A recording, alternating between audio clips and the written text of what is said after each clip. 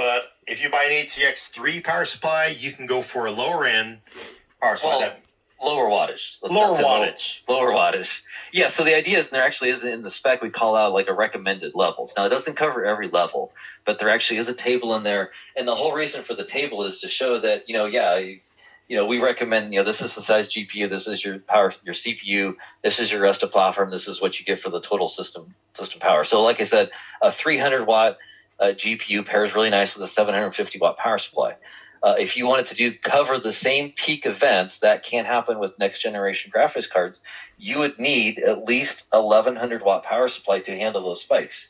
Now you can imagine what's the cost of a 750 versus an 1100 watt power supply. 1100 is going to be way more. You could go buy an older 1100 watt, but the 750 new one with the new peak events is going to be less. So like I talked earlier about, you mentioned power supply vendors, we have talked to them and they have done a feedback. We looked at at least 3 options of what's the most cost-effective way to handle these spikes.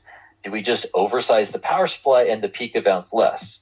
Or do we the guys today say make the power supply even smaller? Like I said, the 300, let's say it's 750. Well, maybe let's say, can it work with a 650 watt power supply? But then the peak would have to be even more. So we had to find that balancing act of where's the most cost-effective way to allow peaks that the PCI Chem is defining, and how's that